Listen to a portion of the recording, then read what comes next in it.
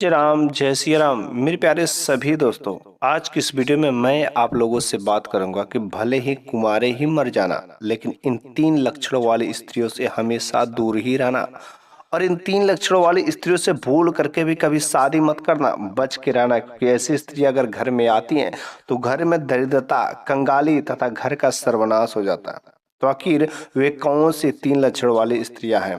लेकिन इस वीडियो को शुरू करने से पहले मेरी एक छोटी सी रिक्वेस्ट है कि कम से कम वीडियो को लाइक तो जरूर ही कर दें। अगर अभी तक आपने सब्सक्राइब नहीं किया तो प्लीज सब्सक्राइब भी जरूर कर दें। तो चलिए हम लोग उस बात को जान लेते हैं कि भले ही कुंवारे क्यों न मर जाना, लेकिन इन 3 लक्षण वाले स्त्रियां से भूल करके भी कभी शादी मत करना। तो एक बार की बात है कि तोता और मैना एक वृक्ष की डाली पर बैठे हुए थे। तोता ने मैना से कहा कि देखो प्रिय, कि ये 3 लक्षणों वाली जो स्त्रियां होती ना, बहुत स्वार्थी होती हैं। वैसे स्त्रियां कि जो मन करता है वही करती हैं, लेकिन वे सब बहुत ही स्वार्थी होती हैं। और कुछ ऐसी स्त्रियां होती हैं जिनके अंदर एक खास लक्षण होते हैं।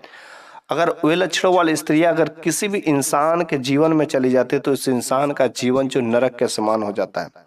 मैना कहती है कि नहीं, आप स्त्रियों के बारे में ऐसा मत कहिए। नारियों का जिस घर में सम्मान होता है उस घर में माता लक्ष्मी सर्वथा वास करती है, और नारी को तो देवी का, लक्ष्मी का स्वरूप भी कहा गया। तोता कहता है ठीक है मैना, जो भी तुम बातें कर रही हो ये बात सत्य है, लेकिन सब स्त्रियां एक जैसे नहीं होती है। कुछ ऐसी भी स्त्रियां होती है जिन स्त्रियों के पास अगर ये लक्षणें रहती हैं तो वे स्त्रियां बहुत ही चरित्रहीन होते हैं। आखिर वे कौन सी स्त्रियां होती है? मैना ने कहा कि तो बताइए, आखिर वे कौन सी लक्षण वाली स्त्रियों से शादी नहीं करना चाहिए? जो अगर स्त्रियां घर में उनका पैर पलते ही बस उसके घर का जीवन सर्वनाश हो जाता है। तो तोता ने कहा मैना, ध्यान से सुनना, मैं इसको समझाने के लिए मैं तुम्हें एक छोटी सी कहानी सुनाऊंगा।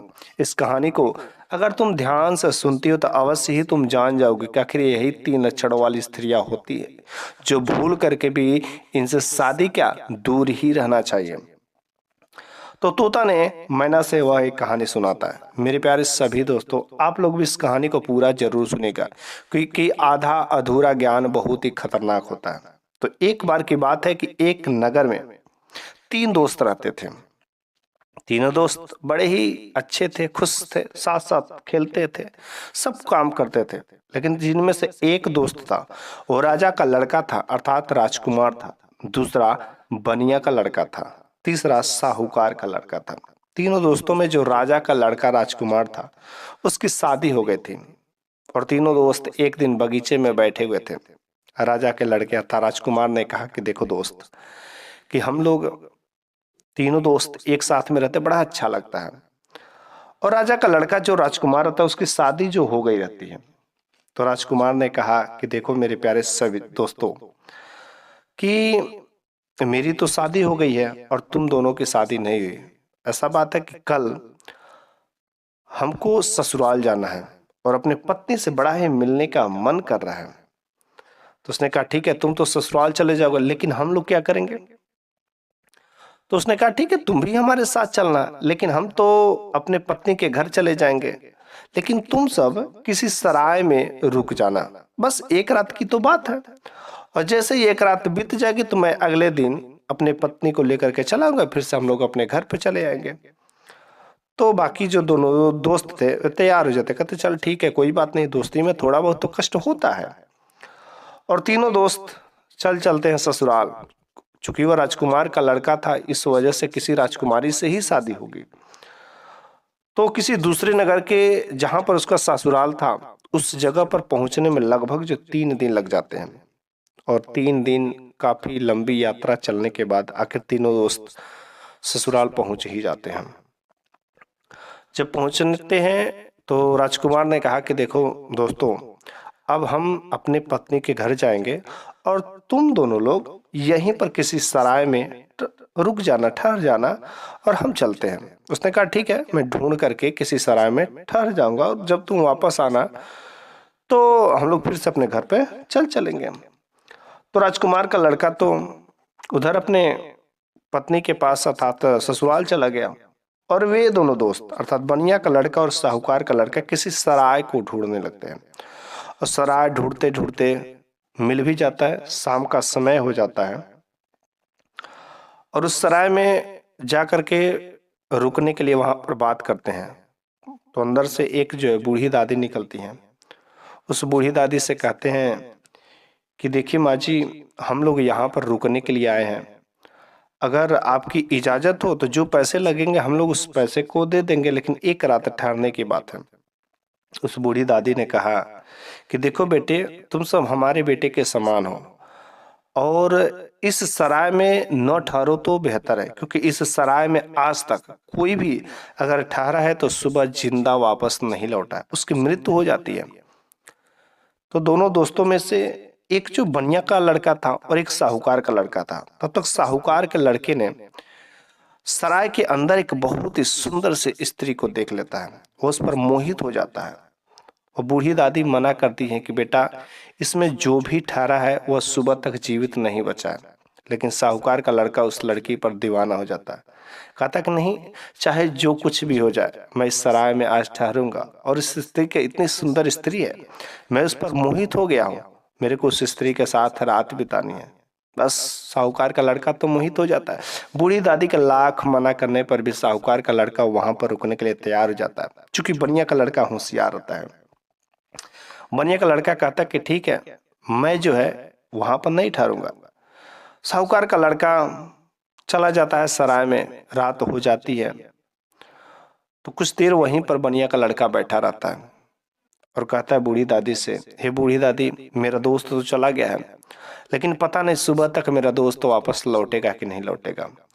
लेकिन आखिर ऐसा क्या बात होता है कि इस सराय में जो भी ठहरता है और उस सुंदर स्त्री के साथ रात बिताता है, सुबह वापस नहीं लौटता है। आखिर ऐसा क्या होता है, कैसे वह मर जाता है।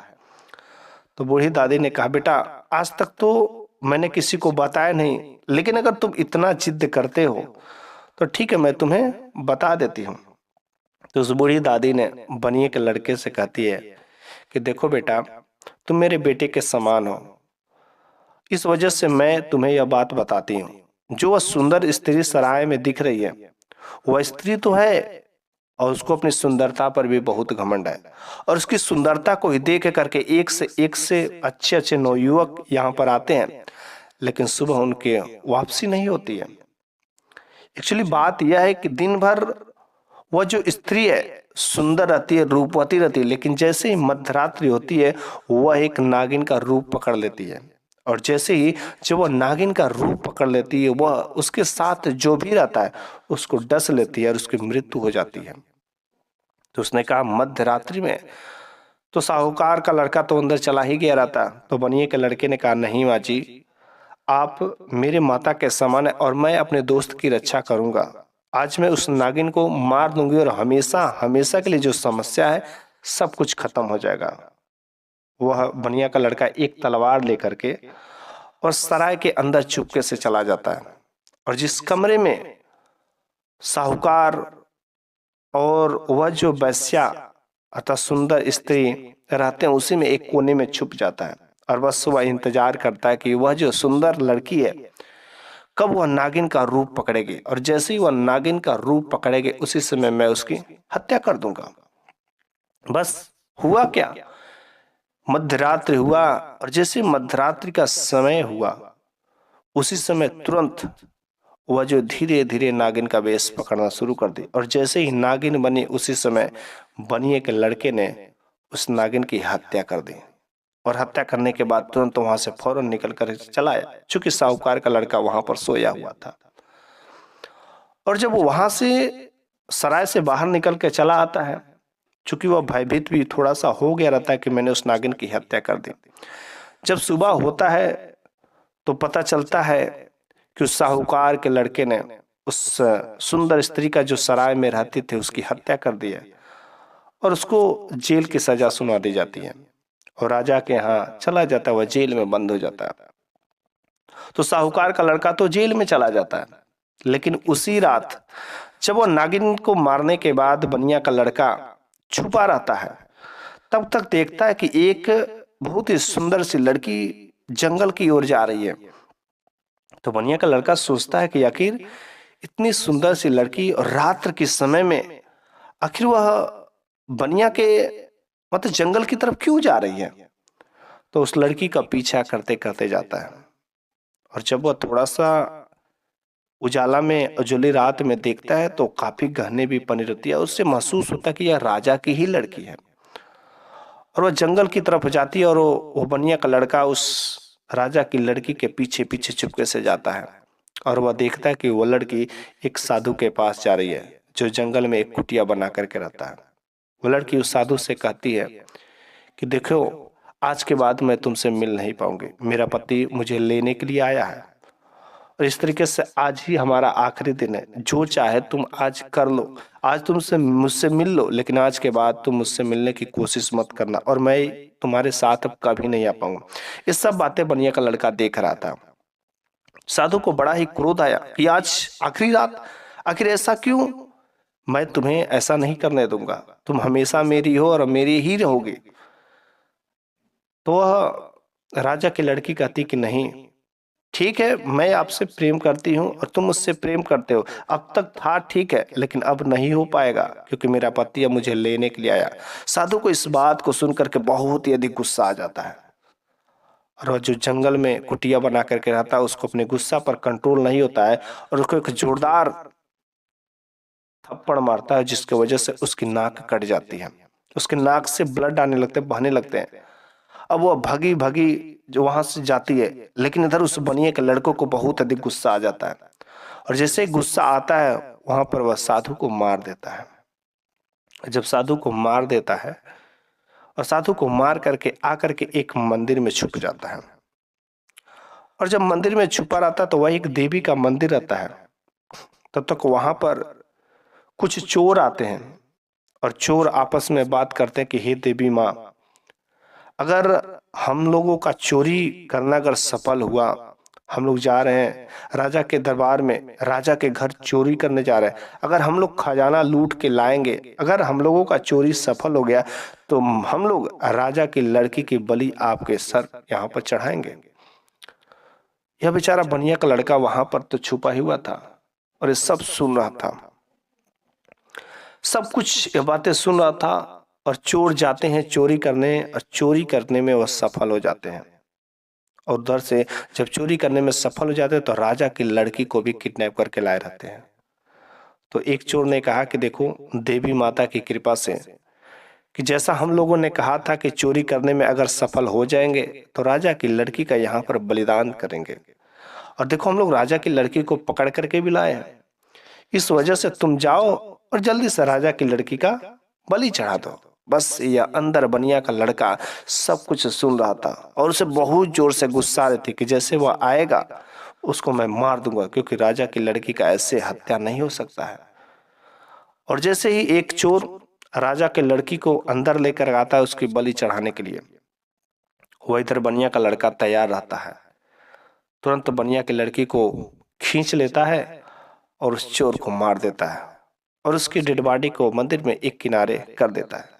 कुछ समय हो जाते हैं तो दूसरा चोर कहता है, अरे देखो, वह बलि चढ़ाने गया और अभी तक वापस नहीं आया, जा करके देखो तो क्या हुआ है। जिसे दूसरा अंदर आता है तुरंत वह बनिया का लड़का दूसरे को भी मार देता है। ऐसे करते करते वहां पर जितने भी 3-4 चोर जो थे उन सबको वह बनिया का लड़का मार देता है। मारने के बाद वह बनिया का लड़का राजा की लड़की को बचा करके राज दरबार में ले जाता है छोड़ने। लेकिन जो राजा की लड़की रहती है वो इस बनिए के लड़के पर दीवानी हो जाती है, क्योंकि उसने उसकी जान बचाई थी। तो बनिए के लड़के ने कहा, देखो, तुम राजा की लड़की हो और मैंने तुम्हारी जान बचाई है, लेकिन रक्षा करने का ये मतलब नहीं हुआ कि मैं तुमसे प्यार करूं, मैं तुमसे शादी कर लूं। बस राजा की लड़की ने कहा, ठीक है, तुम मुझसे शादी मत करो, लेकिन ये जान लो मुझे तुम बहुत पसंद हो और तुमने मेरी जान बचाई है, इस वजह से तुम मुझसे शादी कर लाओ, और तुम्हें मुझसे शादी करना ही पड़ेगा। बनिया का लड़का ने कहा, नहीं, रक्षा करने का यह मतलब नहीं हुआ कि मैं तुमसे शादी करूं। राजा की लड़की ने कही कि अगर तुम मुझसे शादी नहीं करोगे तो मैं तुम्हें फंसा दूंगी। बस हुआ क्या, जैसे ही वह जो है वहां पर जाती है राज दरबार में, तो राज दरबार में जब जाती है तो कहती कि अगर तुम मुझसे शादी नहीं करोगे तो फंसा दोगे। आधी रात हुई रहती है और वो चिल्लाने लगती है। बस जैसे ही चिल्लाने लगती है तो वहां पर सिपाही भी मौजूद हो जाते हैं, हाजिर हो जाते हैं और कहते कि हाँ, कि देखो यह इसका इज्जत लूट रहा था, राजा की लड़की, राजा की बेटी का इज्जत लूट रहा था। और उसके बाद सिपाहियों ने क्या किया, उसको ले जा करके जेल खाने में डलवा दिया। और जब जेल खाने में डलवा दिया तो हुआ क्या, थोड़ा सा सुबह का समय जब हुआ तो राजा ने अपनी बेटी के नाक पर कटा हुआ निशान देखा। तो जब राजा ने उस बेटी के नाकों पर कटा हुआ निशान देखा तो राजा ने अपनी बेटी से पूछा कि ये तुम्हारे नाक पर कैसे कट गए। तो उसने कहा उसको तो मैंने वैसे फंसा दिया, लेकिन करूँ तो करूँ क्या। उसको दूसरा कोई ऑप्शन नहीं बचा। वो अपने पति से छुटकारा पाना चाहते थे क्योंकि वह तो साधु से प्रेम करते थे। वो कहती है कि जो मेरा पति लेने आया था रात के समय में,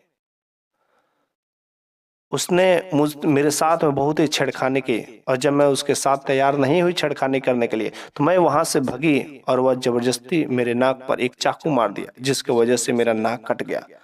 अब तो राजा को उस राजकुमार अर्थात उसके पति पर भी बहुत जोर से गुस्सा आया और उसको भी जेल खाने में डलवा दिया। अब तीनों के तीनों दोस्त जेल खाने में बंद हो जाते हैं और एक दिन जो है दरबार लगता है और तीनों लोगों को पास में बुलाया जाता है। जब राज दरबार में राजा के सामने तीनों आरोपियों को लाया जाता है तो राजा ने साहूकार के लड़के से पूछा कि आखिर तुमने उस सुंदर स्त्री का हत्या क्यों कर दिया। उसको तो समझ ही नहीं आ रहा था मुझसे ये राजा साहब पूछ क्या रहे। उसको कुछ नहीं पता था कि हत्या कैसे हुआ, क्या हुआ, कुछ नहीं पता था। एक बार पूछे राजा ने साहूकार के लड़के से, अरे बताओ तुम आखिर उस सराय में ठहरे, ठीक है, लेकिन सराय में उस सुंदर लड़की का, जो लड़की थी, उसकी हत्या क्यों कर दी। उसको तो फिर से कुछ नहीं बोला क्योंकि उसको कुछ पता ही नहीं था।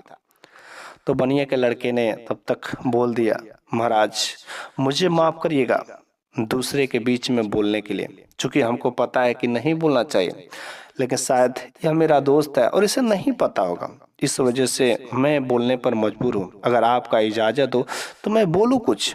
राजा ने कहा ठीक है बोलो, क्या बात है। तो उस बनिया के लड़के ने कहा, देखिए महाराज, वह जो सुंदर स्त्री थी, वह सुंदर स्त्री जरूर थी और उसके साथ में मेरा दोस्त ठहरा था, लेकिन वह सुंदर स्त्री दिन भर तो स्त्री के फार्म में रहती थी, लेकिन जैसे ही रात होती थी वह नागिन का रूप पकड़ लेते थे, जिसके वजह से मेरा दोस्त का जीवन खतरे में था। इस वजह से मैंने चुपके से उसी कोने में मैं तलवार लेकर के छुप गया था और जैसे ही वह नागिन बनी तुरंत उसका सर धड़ से अलग कर दिया। इस वजह से मैंने उस नागिन को मारा है। अगर आपको विश्वास नहीं है तो जा करके देख लीजिए। बस सैनिक तुरंत दौड़े दौड़े गए और बात सत्य निकली। सैनिकों ने कहा, जी महाराज, वहां पर एक नागिन भी मरी है। और इस तरीके से उस बनिया का लड़का ने अपने एक दोस्त को बचा लिया। अब रह गई बात एक राजकुमार और खुद बनिया का लड़का, दोनों लोग जेल में। अब राजा ने अपने जिस लड़की से, मतलब अपने दामाद से, दूसरे नंबर से राजकुमार से पूछा कि आखिर तुमने मेरी लड़की के साथ ऐसा छेड़खानी क्यों किया और उसके नाक पर क्यों प्रहार किया। उस राजकुमार को तो समझ ही नहीं आ रहा था कि मैंने कब उसके साथ छेड़खानी की और कब मैंने उसके नाक पर प्रहार किया और झूठ में मेरे ऊपर यह इल्जाम लगाया जा रहा है जो सरासर गलत है। राजकुमार ने लड़के ने कहा कि नहीं राजा साहब, मैंने आपकी लड़की के साथ कोई छेड़खानी नहीं की, बल्कि वह मेरी पत्नी है और मैं उसके साथ भला ऐसा कैसे कर सकता हूँ। राजा ने कहा, नहीं तुम झूठ बोल रहे। तो तक फिर से बनिया बोल पड़ा कि महाराज मुझे माफ करिएगा बीच में टोकने के लिए। चूंकि बात यह है कि जो यह आपकी लड़की है वह जंगल में एक साधु थे और उस साधु से प्रेम करते थे और वह रोज जाकर के शाम के समय में अर्धरात्रि में वह साधु से मिलती थी। लेकिन उस दिन जब नागिन को मारने के बाद जब वह आपकी लड़की साधु से मिलने के लिए जा रहे थे तो मैं आपकी बेटी के पीछे पीछे गया तो मैंने देखा कि वह साधु से प्रेम करती है और साधु से कहे कि आज के बाद मैं मिल नहीं पाऊंगी। साधु को बहुत गुस्सा आया और उसने ही आपकी बेटी के नाक पर प्रहार किया, जिसकी वजह से आपकी बेटी का नाक कट गया। अगर आपको विश्वास नहीं हो रहा तो जाकर के जंगल में देखिए, उस कुटिया पर मैंने साधु को मार दिया है, क्योंकि यह अत्याचार मैं नहीं देख सकता। साधु ने किसी लड़की पर हाथ उठाया, इस वजह से मैंने साधु की हत्या कर दी। सैनिकों को राजा ने भेजा। जब वो उस कुटिया के पास देखा तो वहां पर साधु की डेड बॉडी पड़ी हुई थी। सैनिक ने आकर के कहा, राजा साहब ये बात सत्य है, अर्थात राजकुमार निर्दोष है। राजकुमार भी बच गया। अब तीसरा नंबर खुद जो बनिए के लड़के की बारी रहती है।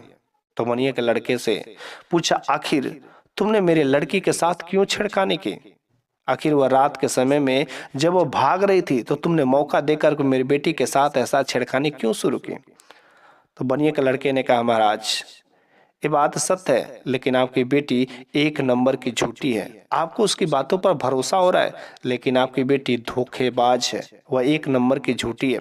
थोड़ा सा अपशब्द जरूर निकल रहा है, लेकिन मुझे माफ करिएगा, लेकिन क्या करे, आपकी बेटी ऐसी ही चरित्र वाली है कि जब वह साधु से मिल करके तो आई, ठीक है, लेकिन वह घर चली आई, लेकिन उसी दिन आपके घर में जो 4 चोर चोरी करने आए थे, और जब मैं उसी मंदिर में छुपा हुआ था तो मंदिर का सारा वृत्तांत कह दिया।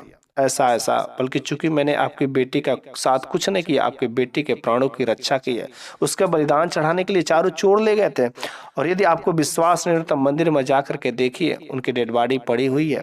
राजा ने अपने सैनिकों से भेजा तो देखा मंदिर के एक किनारे उनकी लाश पड़ी हुई थी। ये बात सत्य हो गई और बेटी वहीं पर माफी मांगने लगी, लेकिन राजा ने अपनी बेटी की गलती को माफ नहीं किया।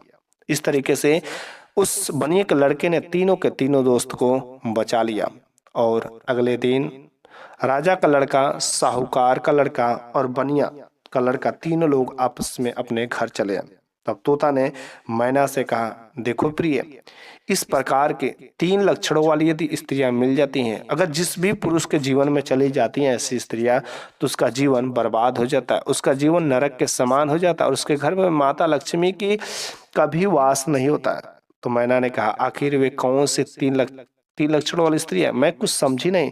तो तोता ने कहा मैना से, देखो कि पहला नंबर की बात है कि यदि किसी की शादी हो गई है, अगर पत्नी शादी होने के बाद भी किसी पराया पति से, किसी पराया पुरुष से प्रेम करती, अपने पतिव्रता धर्म को नष्ट करती है, तो ऐसी स्त्रियों से भूल करके भी शादी नहीं करना चाहिए। अगर स्त्री केवल एक ही से प्रेम करे तो वह सच्चा प्रेम होता है, लेकिन एक को छोड़ करके दूसरे से, तीसरे से प्रेम करती है और कई सारे पुरुषों से संबंध बनाती है, तो ऐसी स्त्रियों से भूल करके भी शादी नहीं करना चाहिए।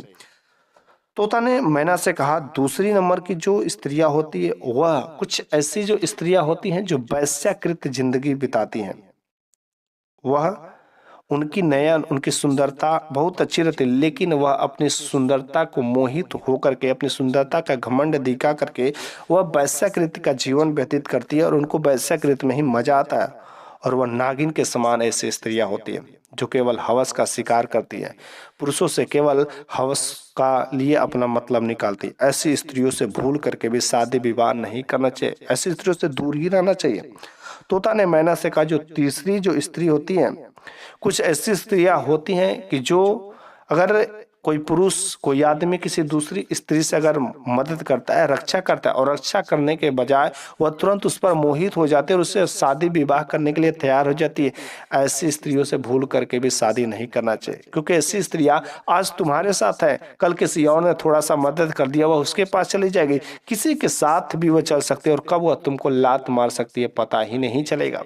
इस तरीके से इन 3 लक्षणों वाली स्त्रियों से भूल करके भी शादी नहीं करना चाहिए। हर पुरुष को इन 3 लक्षण वाली स्त्रियों को भली तरीके से पहचानना चाहिए, तब जाकर उसे शादी विवाह करना चाहिए, वरना आपका जीवन बिल्कुल ही निरर्थक हो जाएगा। मेरे प्यारे सभी भक्तों, आज के इस वीडियो में मैंने आपको बताया आखिर वे कौन से 3 लक्षणों वाली स्त्रियां होती हैं जिन्हें भूल करके भी शादी नहीं करना चाहिए, वरना आपका जीवन बिल्कुल ही निरर्थक हो जाएगा, नरक में समान हो जाएगा।